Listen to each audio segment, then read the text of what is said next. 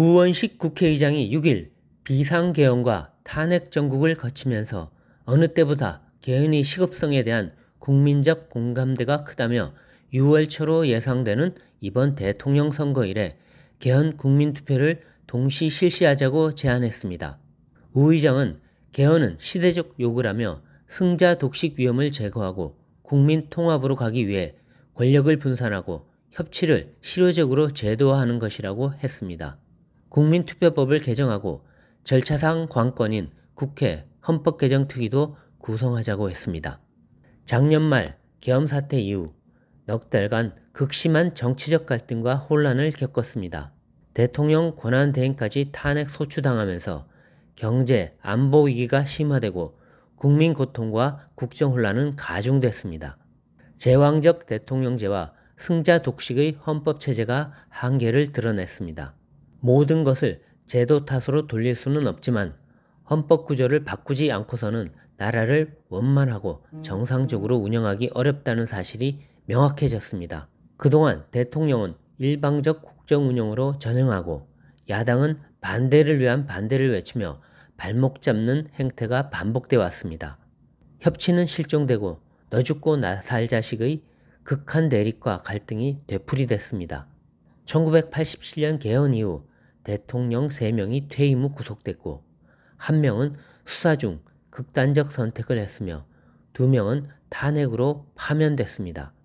노동, 교육, 연금, 규제, 의료, 공공개혁 등 핵심 국정과제는 대결의 정치에 막혀 나아가지 못했습니다. 국위구선 대신 선거 유불리와 당리당략이 정치를 좌지우지했습니다.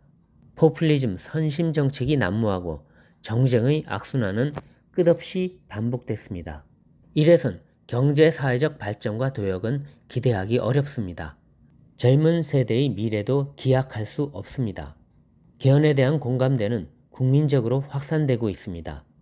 전직 국회의장과 국무총리, 당대표 등 여야 원로와 헌정회 등 관련 단체들은 이번 대선 때 개헌을 추진해 후진적 정치를 바꾸고 국가의 미래를 열자고 한 목소리를 내고 있습니다. 보수, 진보 구분 없이 권력 분산과 협치를 위한 개헌이 필요하다고 했습니다. 국민 60%가량도 찬성하고 있습니다. 국민의힘은 당내 개헌특위를 발족시켰습니다. 개헌과 탄핵이라는 국가적 위기가 뜻밖의 개헌 기회를 열어준 것입니다. 여야 주요 대선 주자도 개헌에 적극 찬성합니다. 일부는 2028년 총선과 대선을 동시에 실시하기 위해 임기 단축 개헌을 하자고도 했습니다. 유일하게 이재명 민주당 대표만 소극적입니다. 이 대표는 3년 전 대선 때 대통령 4년 중임제 개헌을 주장하면서 당선되면 임기를 1년 단축하겠다고 공약했습니다. 대선 이후 국회 개헌특위 구성도 제안했습니다. 그런데 이제 당선 가능성이 높다고 여겨지자 태도가 달라졌습니다. 민주당의 이 대표 측근들도 우 의장 제안에 반대나 유보적 태도를 보였습니다. 이 대표로선 개헌이 대선 이슈로 떠오르는 것이 탐탁지 않을지도 모릅니다. 하지만 차기 대통령 임기와 권한이 보장된다면 불리하거나 손해볼 일이 없습니다. 적극적 개헌 의지를 보이면 국민 지지가 높아질 수도 있습니다.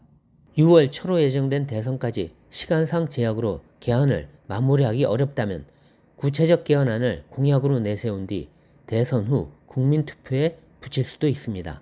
그동안 주요 대선 후보는 개헌을 공약했다가 당선이 유력해지면 입장을 뒤집곤 했습니다. 역대 대통령도 임기 초반 자기 권력에 누수가 생길까봐 개헌을 외면했습니다. 이번에도 그런 일이 되풀이돼선 안 됩니다. 그래야 후진적 정치를 바꾸고 경제 사회적으로 한 단계 도약할 국가 시스템을 세울 수 있습니다.